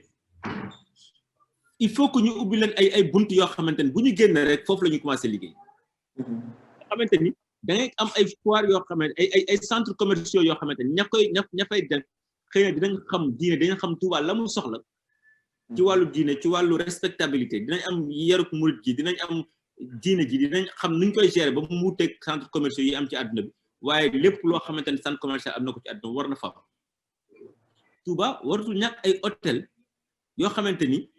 boo nee foire ne ay centre commercial war nga xalaat hôtel yoo xamante ni yi am Makka yi am Medina yi am dëkk yu sell yëpp même Vatican stratégie de financement bi ñu am dafa jar a jàngat parce que ñoom fexe nañu waa Vatican bay am fonds yu am doole la ñu am biir Vatican am na ñoo xamante ni bu ñu génn àdduna sax amuñu famille bu bëri dañu naan bu ñu dee na leen Vatican doon mën na am ci yoonu mu am na ñoo xamante ne xëy na am na lu ñu am seen amam ëpp na seen soxla njaboot mais stratégie yooyu yëpp ngay tëgg américains yi am na ñoo xam ne dañ naan su ma dees na ma sama xaj doon am na ci droit je pense que yoonu murid yooyu waratu cee ñàkk organisation yooyu yi nga xamante ni ñi yàlla def ñu mën gan loolu am na loo xamante ni mën nañ ko jàppale communauté bi maintenant nag financement participatif lépp xalaat te jàpp naa ne suñu état yi dañoo copier coller ay réglementation yoo xamante ne xamuñu ko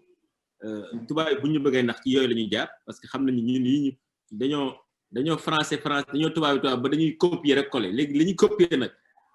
on copie mal et on colle mal quand tu copies mal et tu colles mal ki ko bind saa la bëggee nax la mais soit bu liggéey fii sax ba at mi jeex mu war a fay impôt sur le bénéfice lu bëri avant muy déclarer résultat courant avant impôt mu jël benn marché ay milliards jox ko benn mbokkam ne pour communication kenn du xam lu mu communiquer na xaalis ba génn nga xamante ne day des pour résultat courant avant impôt day faible pour lu muy fay Sénégal day respecter loi yi Sénégal xool impôt bi day xool nag à résultat courant avant impôt 10 milliards donc 3 milliards ngay fay alors que 40 milliards la waroon doon waaye fexe ne ba fay ay communiqué du kenn xamul stratégie yooyu nag yaa ci génne réew ku ci nekk mën na cee jaar tubaab yi foofu rek la ñuy jaar moo tax dañ fi ñëw di liggéey seen xaalis waaye duñ fi bàyyi dara mécanisme yooyu ñun tamit war nañoo am stratégie yoo xamante ni dinañ fexe ba xaalis ku fi ñëw ci réew ñu dompat ci sa xaalis dugal ko foo xamante day rendre service à la communauté parce que former xale loolu mooy defar communauté te la meilleure façon mu defar communauté bi ba communauté bi yëg ko ci lu bëri mooy jéem a xool dompat fooy dompate ci yenn entreprise yu mag yi am na entreprise yoo xamante ils font des bénéfices de milliards joxe 1 milliard comme giving back du dara ci ñoom mais kenn laajul leen ko xëy na mbëri ñoo leen koy laaj footballeurs yi ñoo leen koy laaj musiciens yi ñoo leen koy laaj mais amul organisation boo xamante ni mi ngi xalaat parce que koo wax ci xale kuy père de famille nga wax ko ci xale li ngay def ci xale li ngay jàppale ñi nga xamante ni communauté bi da leen a fàtte booluwu leen ci amuñu benn plan de carrière kenn mënu laa wax Sénégal xale bu échoué ci njàng ban plan de carrière lañ ko yóbbu lu dul jox ko mécanicien bi jox ko menuisier bi jox ko keneen je pense que yooyu noonu mooy yoo xamante ni war nañ ko mën a xalaat il faut que ñu am stratégie trouver des fonds innovants trouver des stratégies innovantes de lever des fonds yoo xamante di nga mën a accompagner pour man daara yi ñiy jóge ci daara yi parce que ñiy jóge ci daara yi en tout cas bu dul xëy na organisation yi mel nii gisuma amul beneen organisation bu leen mën a structurer xalaat leen plan de carrière. jërëjëf sëñ Khadim ci leeral yi muy contribution bu am solo ci li nga xam ne état moom la war a def li nga xam ne grande entreprise yi war nañ ko mën a def mais également particulier yi war ko mën a def ci seen épargne bi mën a jëm ci ay financement participatif kon ñu continuer rek li ñu des ci temps bëriwul jox kàddu gi madame Mbacke avant ñuy jox kàddu gi sëñ Fallou Niam donc madame Mbacke bismillah. waaw salaamaaleykum jërëjëf sëñ Khadim jërëjëf sëñ Makhtar parce que mbir mi leer na mooy xam nañu à peu près fan la problème yi féete ak xëy na naka la ñuy def pour génn ci problème yooyu parce que suñ ko mënee tënk rek dafa mel ni mbir mi état bi am na ci wàll ci jéem structuré ak légiféré mbiru financement participatif ba nga xam ne képp kuy dugal sa dërëm ci financement participatif pour moo xam ci projet bu munti doon sa xel dina dal ba nga xam ne di ci sawar tamit delluwaat tamit ci particulier yi mooy ñun yoonu murit tàmm nañu financement participatif yàgg nañ ko doxal te tamit dongo yi nga xam ne jóge nañ ci daara yi tamit xam nañu auto entrepreneuriat en général ñi génn ci daara yi ñu ci bëri bu ñu génnee rek xëy na dañ leen seeni mbokk bu ñu amee as tuut dañ leen di jox tuuti ñu dem ubbi seen benn boutique wala ubbi seen benn place boo xam ne dañ fay yëngatu mais loolu lépp on le fait ba léegi de façon informelle mooy amagul benn cadre juridique boo xam ne teg nañ ko ba nga xam ne particulier yi ak état bi dinañ ci lëkkaloo liggéey boo xam ne ñi nga xam ne seen xaalis woomal na ba ëpp seen mën na faj seen soxla ba des ñu xam fan lañ koy jël fan la ñuy jaar ba jox ko ñeneen ñi sans passer par les structures yi nga xam ne ñoo fi nekk muy banques yi parce que banques yi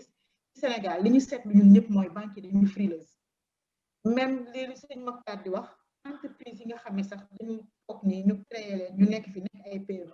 xamuñu naka la ñuy def pour xaalis yi banque yoon à plus forte raison benn individu boo xam ne personne physique la nga xam ne la plupart du temps amul garantie amul kenn ku nekk ci ginnaawam pour mun ko dimbali pour mu am lu mu tax ci loxo banque pour banque bi jàppale ko kon ñaari point yi ñu fi waxtaane yëpp mooy loo xam ne ñun miin nañ ko léegi li ci des mooy ñu xool naka lañ ko mënee teg ci anam yoo xam ne ñëpp dinañ ci mën a tàbbi parce que sëñ Mokhtar dafa wax lu am solo léegi jàngal ndaw ba pare université bi mi ngi pare seetaan naa fan yële restitution bi comité scientifique bi di def mooy bàyyi wuñu benn secteur dina bëri ay débouché dina bëri ay nit yoo xam ne ñoo ciy jàng parce que ñoom li ñuy xalaat mooy jël xale yi du préscolaire jusqu'à l'université ay formation yu diversifié yoo xam ne ku nekk mën na ci gis sa bopp léegi nag li ñu war a xalaat mooy débouché yi parce que ci man bombe sociale la jël xale jàngal ko ba pare yar ko mu xam métier te amul fu mu daanee dooleem oisiveté bee ngi ci te mooy jur lépp te ku amul loo suturloo këf la day yomb te bu boobaa sa société dina la ñàkk sa famille dina la ñàkk kon baax na ñu dellu siwaat balaa université bi di taxaw di génn mu am ay problèmes yoo xam ne dañ koy génne aborder ko ak responsabilité ak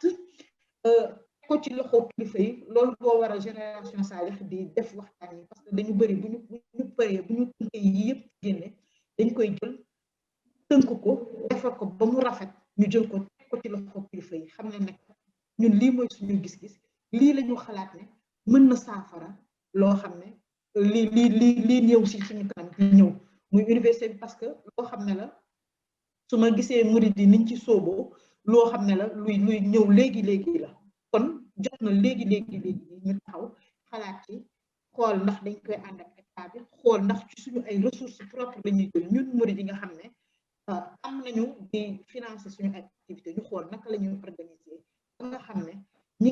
ngi nekk ci yoonu murid di yëngatu nekk ay entrepreneur déjà parce que bu ñu commencé loolu rek après peut-être ça va faire tâche d'huile def benn regroupement boo xam ne entrepreneur murid dinañu daje nekkat ñun dañuy ubbi benn fond boo xam ne dañ ko fi dugal suñu asaka wala di fi dugal loo xam ne dañ ciy jàppale ay xale yi nga xam ne dañ ci université bi pour mën leen gunge loolu laa amoon lu ma ci dolli tuuti xanaa ma jox sëñ Fallou ñaa xam naa soo ko permettre après sëñ Bara nga dugg moom itamit am lu mu ci sof tuuti bu ko defee ñu tëj xam parce que xam naa li ci des bëreetul trop jërëjëf. bismillah sëñ Fallou. asalaamaaleykum wa rahmatullah maa ngi nuyu ñëpp rek ñoo xam ne ñu ngi nekk si jotaay bi di am kontante bu rëy te mbégte ci ni jotaay bi bindoo sëriñ Mouhamadou Lamine Bara macha allah ci taxawaay bu am solo bi yow ak soxna Fam Mbaye Mbacké di dalal tamit wax dëgg yàlla ak nuyu sunu panélistes yi nga xam ne yéen ak ñoom dama leen yàgg jàppee ay idole sax laay wax waaw ñoo xam ne damay wax souvent xale yi ñuy encadré ñuy suivre ñooñu di roy ci ñoom waaw ndax lu am solo la ku ci mel ni Serigne Mokhtar nekk ci sunu biir macha allah taxawaay bu rafet bu rëy bi nga xam ne am na ko ci biir génération Salih ànd ci ak yow Mouhamadou Lamine Bara Lo non seulement ay partenaires waaye ay membres yéen waaw tudd nañ fi Eminay Capital tudd nañ fi Talius Africa te loolu ñu ñoo constitué wu mbir mi Serigne Khadim Bamba yàlla dogal na ñu ngi door a bokk ak jotaay waaye koo yàgg topp laa moom tamit wax dëgg yàlla di ko safo mu nekk royukaay ci li ñuy def nii actuellement parce que li ngeen ko waxee noonu exactement la demee problématique bi ñun ñëpp xam nañu ko te génération Salih ci li muy dox comme cadre bi Serigne Bamba daanalee cadre bi muy wax cadre boobu la ñu am yéene taxawal xaw ma nag taxawam la am déet waaye loolu la ñu am yéene taxawal weesuwul accompagner sortant wu daara yi pour faciliter seen insertion génn lu ñu tenté nañ fi ay mbir yu yaatu ci ay formation yaakaar naa ne ñu ngi jëm ci ñaari junni donga daara yoo xam ne ñu ngi ci actuellement nii pour tàggat leen au delà de tàggat googu ci wàllu qualification professionnelle aussi ñu xalaat financement te financement boobu aussi am na ci ñoo xam ne li système bi nga xam ne moom la ñu mettre en place ñun ñëpp di ci bénéficier wu Serigne Mokhtar tudd na fi DER ak yeneen ak yoo xam ne ñoo xam ne ci weneen wàll ñu ngi liggéey ak ñoom. waaye au delà de loolu dañu seetlu ne tamit ñi nga xam ne dañuy bàyyikoo ci daara yi yenn saa yi système yooyu du leen doy wala boog xamee wuñu ko comme nit ñu ko appropriation bi dafa des et cetera yoo xam ne day nekk ci biir maanaam doyloo leen ci lu bari. ñun ñu xalaat ne aussi est-ce que duñu yaatal mbir yi ba tax ñu ne dañuy taxawal benn fonds boo xam ne fonds d'appui à l'insertion lay tudd waaye ci gannaaw bi wax dëgg yàlla yu daje ak Serigne Mokhtar moom tamit bu heureusement gis nga ko mbir moom boo ciy nekk ci rek te yàlla tax bu ku mel ni moom ñëw indi ci apportam boo xam ne gën na ko professionnaliser gën ñu wax exactement loolu moom mooy lan ba tax na ñu bëgg a tenter mbir moo xam ne maanaam lu xaw a rare la tuuti Sénégal mooy les financements participatifs loolu xëy nan la ñuy dajalee ci mbooloo fexe ba insertion xale yi ñu mën ko accompagner loolu nekk benn pàcc benn mission Génération Solih loolu yaakaar naa ne moo nekk li waral jotaayu tey bi te gis nañ ci taxawaay bi macha allah bu am solo bi ngeen xam ne amal nañ ko ci xëy na man li fi may leen di xëccaat rek su fekkee mën na ne Serigne Khadim tudd na ci ay mbir yu am solo ak Serigne Mokhtar maanaam nan la ñuy fexe mobiliser maanaam ñi nga xam ne mbir mi ñor na leen ngir loolu tey mu mën a nekk man sama équation boobu foofu la nekk fi mu nekk nii samay xalaat sama lépp daanaka foofu la ñu ko jëm ak waa Génération Solih nañuy fexe mobiliser doomu aadama yi ci lii nga xam ne foofu la ñu jëm mu bañ a nekk rek loo xam ne dañ naan dañoo war a mais ñu tàmbali te yaakaar naa ne tàmbali nañu loo xam ne aussi xëy na bu ci ñëpp jàppee dina jëm kanam wax nañ fi sànq maanaam entreprise yi nga xam ne war nañ leen maanaam coopter dans le cadre de RSE lu mën a nekk la doomu daara yi nga xam ne aussi yàlla dogal na xëy na tey ñu am ci lu ñu nekk loo xam ne lu dëggal lu ñu war a mën a contribuer ak sénégalais yi yëpp rek mën naa ko wax sénégalais yi ndax tey jii bu ñu jàppoon ne kenn ku ci nekk ñaar fukki dërëm war nga koo mën a barkeeloo weer wu ne ci sénégalais yi fi nekk yëpp te daara ñor la yaakaar naa loolu bu ñu ko taxawalee quelque temps war naa mën a nekk loo xam ne luy am jëm la loo xam ne bu ëllëgee ku bàyyi ko ci daara waxuma ñëpp ndax loolu tamit day xaw a doy waar ñi ci ëpp bokk wala ñi yittewoo mbir mi dañ leen mën a taxawu ci wàllu woowu te loolu yaakaar naa ne avec le financement participatif ndax lu mën a nekk la Serigne Mokhtar dafa méngale ñaari mbir yu am solo yu jar a bàyyi xel te neewoon na waxtaane woon ngeen ko ci dédicace au livre Serigne Khadim bi di ko si ndokkeel moom tamit bu baax a baax mooy spiritualité nan lañ koy fexe linké ak lii nga xam ne moom la ñu nekk te lépp man dama jàpp ne lii ñu nekk dafay duggaat ci biir loola ndax nit ki balaa nga naan naam ne fa dafa am loo xam ne balaa nga cee mën a concentré wu da ngay moom sa bopp ci yu baree bari ndax balaa ngay ñoŋal sax jaamu yàlla sax faw rek nga am taxawaay boo xam ne di nga ko war a mën a am kon lii day duggaat ci biir loola kon nan la ñuy defee l'équipe bi de sorte que dañuy woote ci lee ba noppi la ñuy dajalee ñu mën koo dugal fii tamit lu jar a bàyyi xel la parce que buñ ko defee di taxawal ay mbir nii rek te ñi ko war a yor ëllëg waajur leen aussi loolu bu boobaa yi si mën a jur ay jafe-jafe kon loolu ci loolu lay woowaat ñëpp di xam ne Génération Solih mi ngi ciy jëm dara avec le fonds d'impact social Serigne Mokhtar xam naa lu ñàkk dina ci dugg yow ak sëñ Mouhamadou Lamine li nga xam ne xëy na boobu ba léegi ñu ngi def le montage juridique même bu fekkee ne xëy na yu bari xëy na mi ngi doon yéen ñu ko gën a maîtriser mu naam di ngeen ci dugg te li ko waral rek mooy incha allah bi ñu apporter suñu contribution par rapport ak li ñu fi wax xëy na bu ñu waxee ne Génération Solih moomele wuñ ko rek benn côté wala waaye dongo daara yi seen moomeel la loolu laa bëgg a insister waat encore une fois ngir ñu bàyyi ci xel te it maanaam néewale wuñu suñu bopp dara ñun dañu jàpp ne lu war a mën a soppi ko rek war naa mën a jaaree ci ñun juróom ñu ci xaar kenn kon loolu la ñuy woowaat ñëpp rek loolu la ñu doon indi suñu contribution di ci wax dëgg yàlla di amaan mbégte leen ci woowaat bu baax a baax xam naa ne Serigne Mokhtar mi ngi ci déjà mi ngi ci ak liggéey bu méttee boo xam ne jël nañ temps yëpp Mahamadou Lamine Bara waaye Serigne Khadim moom Serigne Khadim Bamba moom it dañu ko ci mi ngi noonu woo ndax gis naa exemple yu mu joxe yu am solo te ñooñu la ñuy yittewoo ci dispositif bi ñooñu la ñuy yittewoo ci mbir mi ngi li ñu mën ko lancer doo ensemble bu mën a daj fépp waaw loolu laa ci amaat li ma doon dolli di santaan ñëpp di jégalu ci waxtaan bu xaw a caxasoo yi waaye dam mbégte bu baax a baax la ci lii lépp demee Mouhamadou Lamine Bara ak soxna Fane Mbaye macha allah leen delloowaat kàddu gi bu baax a baax jërë ngeen jëf waaw jërëjëf sëñ Fallou ci leeral yi rawatina ci di jëm ci Génération Solih ak mission bi mu àndu te mu nekk lu am solo maanaam duñ tay ci di ko wax ndongo daara yi ci réew mi lañ bokk ñu yittewoo ab taxaw lañ donc képp ku jóg rek xam ci liñ nekk jaar ci di leen taxaw maanaam amee nañ jukkeel bu yaatoo yaatu kon di la sant di sant ñi nga àndal liggéey bi yëpp ci biir Génération Salih kon di joxaat kàddu gi soxna Fambaye rek. waaw jërëjëf Mamadou Bara maa ngi sant bu baax rafetluwaat waxtaan bi bu baax a baax comme li ngay wax rek mission première bi mission wu état bi la waaye ñun ñëpp nous sommes interpellés ndax man sama xalaat mooy ndongo daara ëpp na réew mi di ko ñàkk ndax koo xam ne la yar nañ ko tarbiyé nañ ko def nañ ci moom jikko yu rafet lenn rek moo des tuuti pour mu dugg mooy ñu taxaw ko ba nga xam ne dina mën a dugg ci tissu économique bi te comme yéen ni ngeen ko waxee spiritualité ak économie mënoon ñu ko xàjjale ci doomu aadama ndax bu ñu seetee ñun exemple yoon bi ñu nekk di ko sos ci ñaar la ko tënk liggéey ak jaamu yàlla boo bëggee jaamu yàlla il faut nga am lu nekk ci sa poste ba nga xam ne dina mën fay say aajo suturaal sa bopp suturaal sa jaboot mooy tax sa xel dal ba nga mën a jaamu yàlla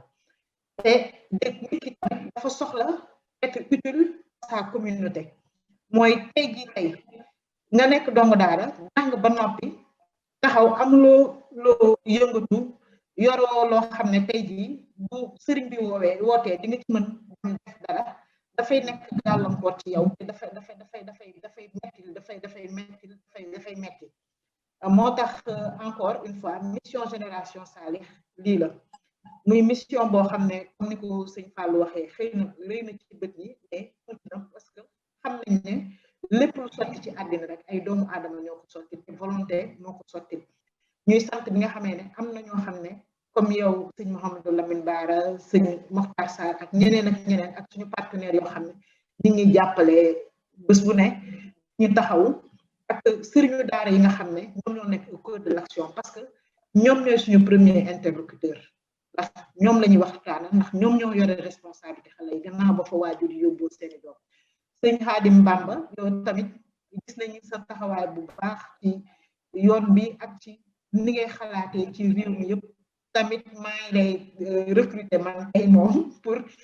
la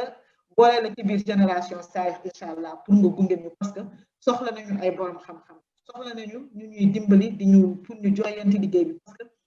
ñun suñu yéene rek lañu demee suñu yéene lañu demee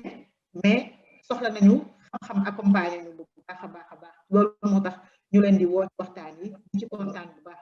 di terminer ak di leen sant ndax yitte gi ngeen jox mbir mi ndax ku ci nekk ci yéen rek bi ma ko woowee wax ko daf may ne jour boo ma wax rek jour boobu pare naa même bu ma amee leneen dinaa ko bàyyi ñëw jàpp ci ndax liggéey la boo xam ne dafa am solo di sant suñu président fondateur sëñ Fallou Niang parce que sëñ Fallou lii xalaatam la ki se donne bés bu ne ñu woo ko man li may def nii sax mënuma ko moo nekk sama ginnaaw di ma tàggat yenn saa ma ne ko sëñ Fallou lii mënuma ko mu ne ma di nga mën demal rek ak di sant suñu coordonnateurs yi nga xam ne ñi ngi ci région yëpp nekk fan yi ci recrutement di rappeler ne Génération Salih lancé na recrutement pour 1000 talibé yoo xam ne dañ leen di dugg ci formation yi ñu nekk ci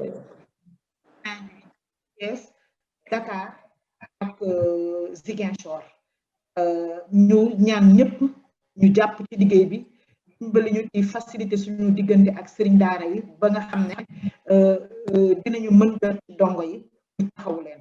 man foofu laay terminé di sant bu baax a baax encore di sant boo xam ne wax dëgg yàlla ci sama xol laa ko jëlee jërë ngeen jëf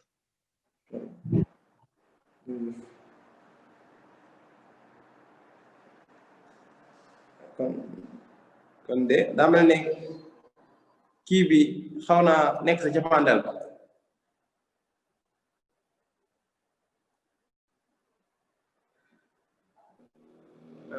jaajëf am na solo xam naa sëñ Mouhamadou Lamine kon nga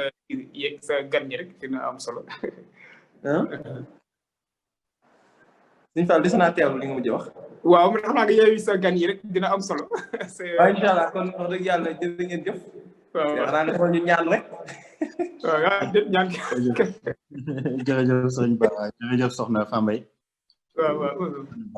ñu Fallu ñu leen di sant bu baax a baax sama sëriñ sama jëriñ docteur Khadim ñu ngi yeesalaat cant ak siyaar bi bu baax a baax jërë ngeen jëf. merci kontaan nañ lool c'est un grand plaisir ah xam naa ni ci Fambaye jeexale rek foofu lay commencé man moom sëñ Fallou Mbacké laa jox sama bopp ndaxte mooy suñu sëriñu waa kër ñëpp depuis man ci yoon laa judd moo tax yu mel ni moom xëy na teel a génn ci tubaab bi rek moo ñu xaw a sonal tuuti waaye lii moom rafet na rafet goo xamante ni ñun ñëpp suñu loxo dañ ci dugg incha allah loolu moom kontaan naa ci waaye comme sëñ Maxtaar mooy jëriñ bi moom rek bu ngeen ko orienté rek man maa ngi ci ginnaawam ndax xam naa ni moom xam naa ni yàlla def na ko ci Pastef boo xamante ni ñun yenn saa yi tubaab bi yëf yi tubaab bi xaw ñoo nangu lool université dafa xaw a soof lool waaye sëñ Maxtaar daal mooy ñi nga xamante ne boo leen gisee ci yoon da ngay góorgóorlu da ngay jéem a topp seen tànk pour bañ mu raw la lool ndax mu la rafet lool du baax ndax xam naa ne yoonu sëriñ tubaab bi moom ku ci nekk ci ñun am nga ci liggéey waaye ñi yàlla def daal ñi mu jaral leen lu bari ñu jiitu ci xëy na ay lumière lañu ci ñun ak ay torche mais xam naa ni xeex bi yëpp nag mooy am na ñoo xamante ne ñàkk xam moo tax defuñu ci dara ñàkk xam parce que ñu bari Sénégal dañu tàmm di juger ay nit dañuy juger ay nit rek ci jugement bu yomb mais dañu dangoo dem en profondeur am na ñoo xamante ni ku dem ak ñoom en profondeur di nga xam ne lu bari mën nga ko am ci ñoom y a tellement de chefs d'entreprise yoo xamante ne xëy na duñu xam responsable sociétal duñu xam nu ñu koy defee man ku ma ci xam lu bari rek dama naan mais del def lii mais da ngay xool nu mu koy defee avec plaisir. J'ai poussé beaucoup de chefs d'entreprise koñ ñu nekk ñuy fay courant jumaa ji di fay ndox mi di jàppale xale yi te pour ñoom c'est normal jumaa dem rek julli la dem seen yoon comme ñëpp seen yoon nekku ci buñ ñëwee sarax taalibe bi 1000 francs 2000 francs dem mais xëy na boo lañ ci yóbboo ci lañ xam ni lañ ci mën a liggéeyale suñu borom je pense que liggéey la boo xamante ni nit ñi da koy invité ba mu xam ba mu conscient que ni fii nii mën na cee liggéeyal suñu borom mën na cee liggéey parce que investissement boo ëpp doole ci àdduna mooy investir ci doomu aadama xëy na avec des amis banquiers ay xarit yu bëri dama leen di forcer pour di leen parrainer ay étudiants yi nga xamante ni dañuy jógee yàlla xam na ni dama samedi ak dimanche damay jàngale ba 19 heures te je le fais gratuitement man ci lay xidmaale étudiants yi parce que je sais que ni am na ñoo xamante ni bu xaalis ñëwul rek duñu mën a jàngal yenn étudiants yi nga xamante ne ci àll bi la ñu jógee yenn école de formation yi jël leen état bi fayul donc kenn mënu leen jàngal man damay wax samay xarit yu bëri ñëw leen et j'ai tout fait pour ba ñooñu am les meilleurs professeurs yu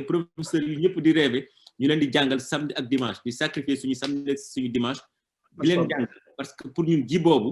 dans 10 ans 15 ans xëy na ci lay am solo nga mën leen pousse ñoom tamit ñu delloo ko seen communauté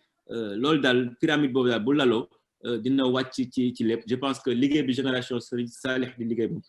suñu liggéey la ñun ñëpp te wax dëgg yàlla dañ ci gën a jàpp ci fànn yu bëri jërëjëf kontaan loolu mais sëñ Maxtaar moom bu jiitoo rek moom mooy balee ñun ñu xaw a sawar tuuti ndax vitesse bi muy dee ak ñun bu ñu dee dafa xaw a wuute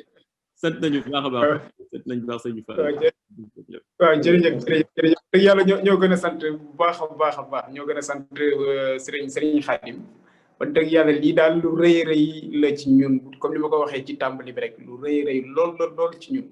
waaw Serigne Mokhtar nag ni nga ko waxee effectivement moom noonu la demee moom waaw ku xaw a yéex yi jéego tuuti rek mu bàyyi la avancé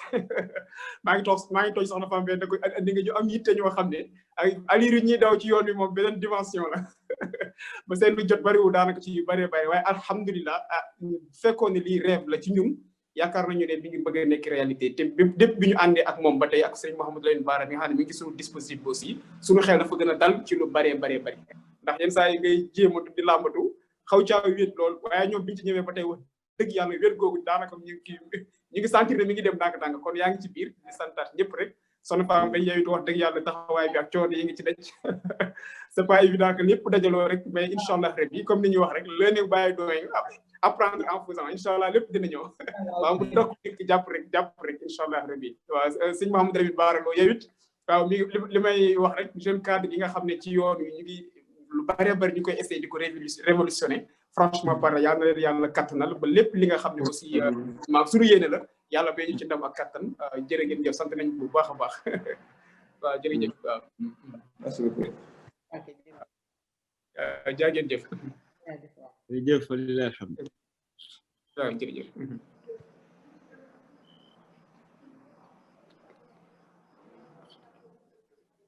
yéen a ngi seetaan seen télévision Touba Vision kon nag abonné leen te activé cloche bi ngir mën a jot suñuy vidéo saa yu ne. Touba Vision, la télévision qui suit l'enseignement de Khadimou Rassoul.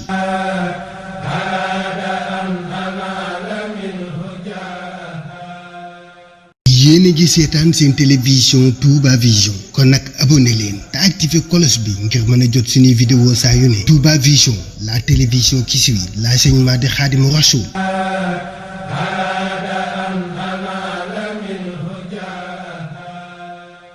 yéen a ngi seetaan